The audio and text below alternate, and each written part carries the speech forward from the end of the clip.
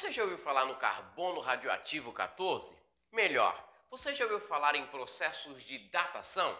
Como os seres vivos, eles de certa forma recebem a sua idade precisa, tendo vivido há milhares de anos. Na verdade, os organismos como plantas milenares soterradas, os processos de mumificação e até mesmo a datação dos dinossauros é feita através do carbono 14. Se você não sabe nada sobre o carbono 14, se você não sabe sobre o carbono ou o ciclo do carbono, hoje, nessa aula, você vai aprender sobre o carbono 14, as características do carbono e o ciclo biogeoquímico do carbono. Prazer, meu nome é Ricardo Costa, sou professor de biologia e hoje eu vim tirar todas as suas dúvidas. Vamos lá?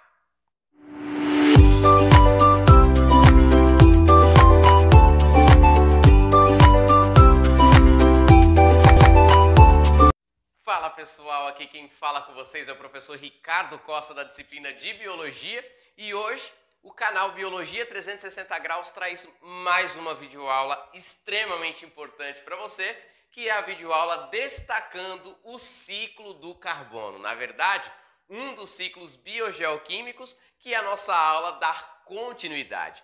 Mas antes de falar do ciclo do carbono, como vocês podem observar aqui, é importante a gente lembrar algumas características gerais desse ciclo, assim como desse átomo extremamente importante que é o carbono.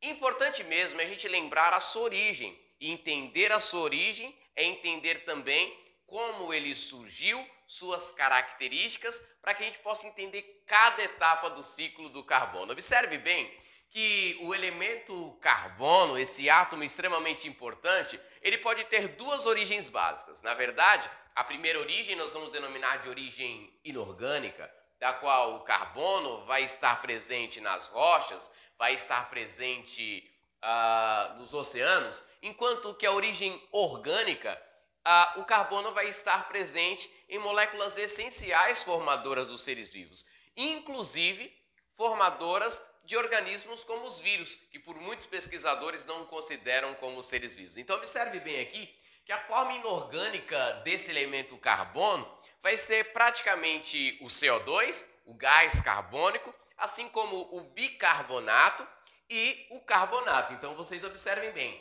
nós temos aqui o CO2 ou gás carbônico, o bicarbonato e o carbonato.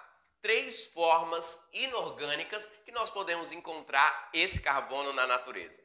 Mas com relação ao carbono encontrado nos organismos vivos, esse carbono vai estar presente principalmente, pessoal, em moléculas extremamente essenciais, da qual nós denominamos como proteínas, formadas de monômeros de aminoácidos, os lipídios, formados pelos ácidos graxos, os carboidratos, formados como monômeros de glicose, e os ácidos nucleicos, formados por monômeros de nucleotídeos.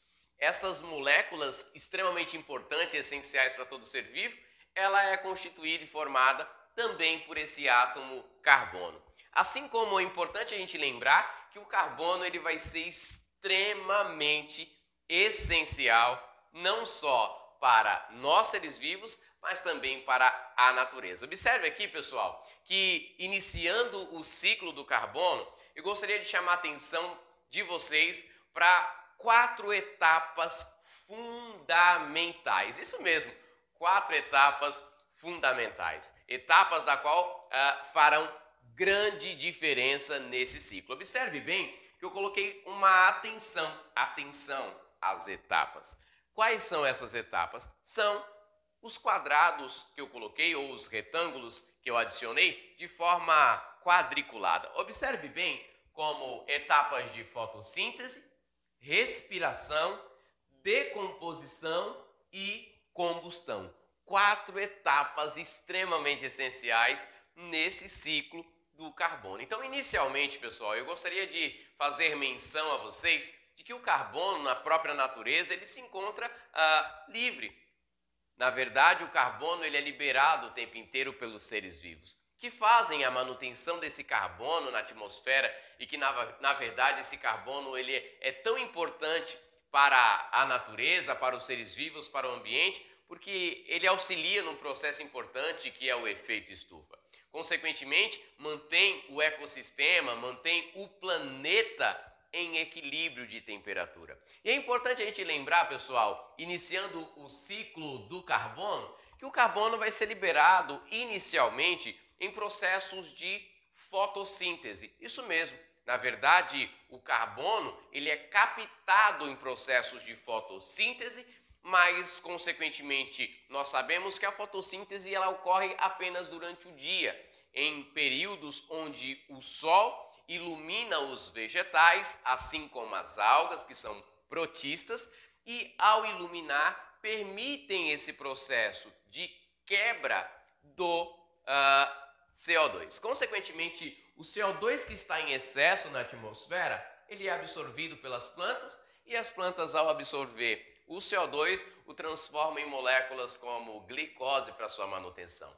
Observe bem que a planta vai realizar a fotossíntese, captando o CO2 e liberando oxigênio e água para o meio ambiente. Em consequência disso, nós sabemos que tanto plantas como animais, como esses coelhos, e vegetais como cenoura, por exemplo, liberam constantemente, através de processos como respiração, o CO2. Isso mesmo, quando você inspira, enche o pulmão de oxigênio, e quando você solta, você libera o CO2. Esse CO2 que nós liberamos na respiração, nós, animais, vegetais, fungos, todos os seres vivos, ao liberar esse CO2 é advindo de processos metabólicos. Isso mesmo, processos metabólicos como glicólise, como beta-oxidação, como o famoso e tão falado ciclo de Krebs e cadeia oxidativa.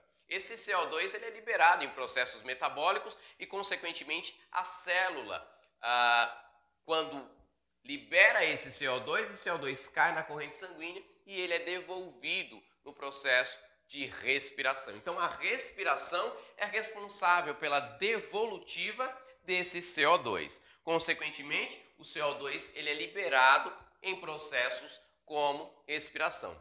Um outro processo que eu gostaria muito que você lembrasse é que os seres vivos, por serem formados de carbono, como você já sabe, muitas vezes quando morrem, eles serão decompostos. Ao serem decompostos, os seres vivos terão toda a sua matéria decomposta e o carbono presente na matéria, ele também é devolvido para o meio ambiente, através dos seres decompositores, fungos e bactérias. Então observem bem que o outro processo é a decomposição. Por exemplo, quando plantas e animais morrem, eles são decompostos e na decomposição é liberado também o processo de carbono na forma de CO2. Então observe bem que o carbono, ele de certa forma é captado na fotossíntese, contudo na respiração das plantas e dos animais, esse CO2 ele é devolvido para o meio ambiente, assim como em processos de decomposição.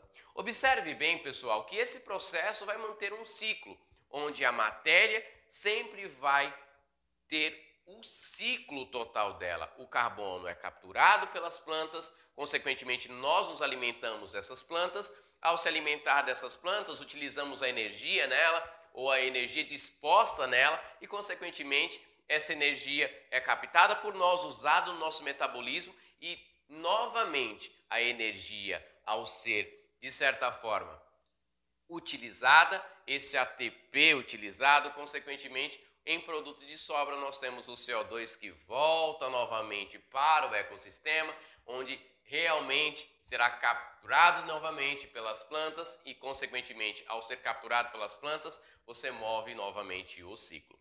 Mas existe uma variável extremamente importante que eu gostaria de chamar muito a atenção de vocês, que é um processo da qual nós denominamos de combustão. Isso mesmo, a combustão nada mais é do que a queima de produtos ou substâncias advindas de resíduos fósseis. Isso mesmo, resíduos fósseis. O que são resíduos fósseis?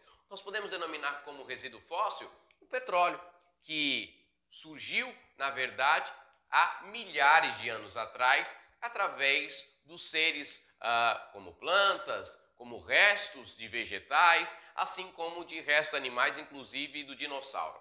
Mas falando em dinossauro, falando em plantas soterradas há milhares de anos, você sabe como acontece o processo de datação dos seres vivos?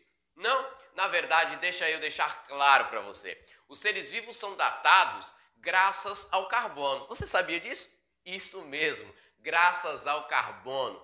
O carbono 14, que é um carbono extremamente radioativo, ele na verdade ele é formado na atmosfera. Quando os raios ultravioletas incidem sobre o CO2, parte desse CO2, na verdade 0,001%, forma o carbono radioativo. Esse carbono radioativo vai estar na atmosfera. E pensa comigo, estando na atmosfera, quem é que consegue capturar mesmo o carbono, o CO2? As plantas, isso mesmo, parabéns, as plantas. As plantas capturam o CO2 radioativo e ao capturar o CO2 radioativo, ela vai armazenar esse carbono 14. Na verdade, esse carbono ele fica armazenado durante anos e anos e anos e anos e, consequentemente, sempre que capturado, ele vai ficar sendo estocado nesse vegetal. E o que acontece? Quem se alimenta dos vegetais? Nós, parabéns, nós, seres vivos de uma forma geral, denominados de heterótrofos, conseguimos reter produtos advindos das plantas, como frutos, como o caule, como as flores e como fruto também. Nós acabamos fazendo uso dos produtos gerados por esses organismos autotróficos. E é importante você lembrar que quando nós ingerimos, também estamos ingerindo, de certa forma, o carbono 14, esse carbono radioativo. Contudo, em pequenas quantidades ele não nos faz mal diretamente, mas, na verdade, ao reter grande quantidade desse carbono radioativo ao longo da nossa vida, quando morremos, esse carbono continua ali, radioativo. Os carbonos da qual o nosso corpo é formado, e lembra que eu falei em processo de decomposição, o carbono volta para a atmosfera, mas esse carbono 14, ao ficar ali estocado em nós, ele, de certa forma, representa muito daquilo que nós somos e a nossa vida na Terra. Na verdade, pessoal, a cada 5.000, exatamente 5.730 anos, 50% do carbono radioativo que nós temos, ele perde 50% de sua condição total, ou seja, a cada 5.730 anos, nós perdemos 50% do carbono radioativo. Contudo, esse carbono fica, porque nós não sabemos o quantitativo exato de carbono radioativo que nós temos. Ele fica estocado. Por isso que, ao longo de milhares de anos, os pesquisadores conseguem desvendar mais ou menos a idade de fósseis de plantas ou de fósseis de animais como os dinossauros. Tá vendo aí como você aprendeu algo novo? Parabéns! Eu quero que você aprenda muito mais no nosso canal e que cada vez mais o nosso canal possa instruir você e te ajudar nas conquistas, não só do vestibular, mas conquistas da sua vida. Observe bem que nós estávamos falando em processos de combustão. Isso mesmo, o petróleo, que é originado dos fósseis de seres vivos que viveram há milhares de anos, ele é transformado em subprodutos como querosene, gasolina, os óleos como óleo diesel, assim como piche, asfalto, dentre outros compostos advindo dos combustíveis fósseis como o petróleo. Observe bem que esses combustíveis são utilizados por caminhões e também por fábricas e demais veículos. Ao ser utilizado em processos de queima desse combustível de origem fóssil, a gente tem grande quantidade de CO2. Um CO2 da qual o planeta não estava preparado para receber. Por isso que nós temos uma grande quantidade hoje de CO2 no planeta e isso é algo muito preocupante. Observe comigo que a combustão vai liberar grande quantidade de CO2 e a atmosfera vai sobrecarregar de CO2, mas tem um outro fator, ou o que a gente chama também de fenômeno natural, que libera grande quantidade de CO2, que é como vocês observam aqui. Além de todos os processos que eu já expliquei, os vulcões. Então observe aqui essa imagem um desenho de um vulcão em erupção, ele libera grande quantidade de CO2 para a atmosfera. Quais são os problemas do excesso de CO2? Na verdade, o carbono ele possui algumas variáveis que nós precisamos destacar e descrever. Observe aqui que nesse quadro eu coloquei como variáveis importantes para a sua prova de Enem, para a sua prova de vestibular, porque é esse realmente o nosso foco. Observe aqui que variáveis como desequilíbrios ambientais e um desequilíbrio mais especificamente, que é o que nós denominamos de efeito estufa ou agravamento do efeito estufa. Lembre-se bem, o efeito estufa ele é extremamente importante. Não confunda o efeito estufa com o agravamento do efeito estufa. O agravamento do efeito estufa ele é originado graças a esse excesso de CO2. Observe que eu coloquei aqui o CO2 de forma pequena, mas quando eu falei de combustão, eu falei de agravos do CO2 ou excesso desse carbono, por isso que eu coloquei de forma bem grandona. E dessa forma, o excesso de CO2 no planeta vai causar os agravamentos e, consequentemente, agravamentos do efeito estufa vai provocar o descongelamento de geleiras e, consequentemente, é um efeito negativo. Além de que o descongelamento dessas geleiras vai provocar, a longo prazo, o aumento do nível dos oceanos. Em consequência disso, a água tende a invadir muitas regiões que outrora não invadia. Isso é extremamente importante para a gente entender. Um outro fator, pessoal, muito importante relacionado ao excesso de CO2 na atmosfera é o que nós denominamos de chuva ácida. Na verdade, pessoal, toda chuva ela é ácida. Por quê? Porque ela está em um pH abaixo daquilo que nós denominamos como pH 7, que é o que nós denominamos ou classificamos como neutro.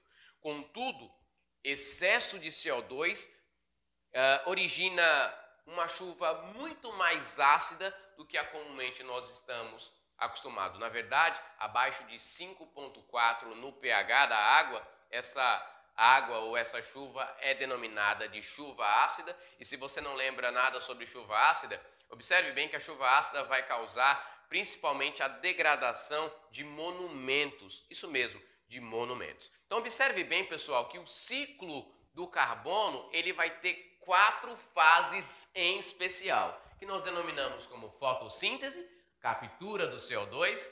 A fotossíntese vai acontecer apenas durante o dia, à noite as plantas também fazem respiração como animais. Em consequência disso, na respiração nós liberamos CO2. O segundo processo é a respiração. O terceiro processo é a decomposição. Quando os seres vivos acabam morrendo, todo o CO2, ele capturado pelas plantas, consumido por nós na forma de frutos, ou de folhas, ou até mesmo de caule, esse carbono vai ser devolvido para a atmosfera na forma de CO2 e, consequentemente, esse CO2 na atmosfera é capturado novamente pelas plantas e o ciclo segue. O agravamento do ciclo do carbono se dá graças principalmente a fatores como a combustão e fenômenos naturais que, via de regra, acontece infimamente, de forma muito leve, porque são poucas as decorrências de erupções vulcânicas. Nós sabemos que os vulcões também liberam grande quantidade de CO2, mas o vilão do ciclo do carbono, sem dúvida, é o que a gente chama de processo de combustão. A liberação de CO2 advindo de combustíveis fósseis, como o petróleo, em caminhões, carros e fábricas. Eu espero muito que você tenha entendido a nossa aula, eu espero muito que você tenha gostado dessa aula. Se você gostou dessa aula, eu convido você para estar aqui, se inscreva no nosso canal, curta a nossa página e, de certa forma, ative o sininho de notificações, para que você possa ficar por dentro de todas as videoaulas. Na verdade, semanalmente, às terças e às quintas, nós temos videoaulas incríveis toda semana. Eu conto com você aqui e convido você para que você possa sempre estar conosco e aprender muito mais sobre o canal Biologia 360 Graus, assim como tudo sobre o Enem, vestibulares e, de certa forma, para que você possa ainda mais aumentar o seu know-how de conhecimento dentro da biologia. Um forte abraço e até mais!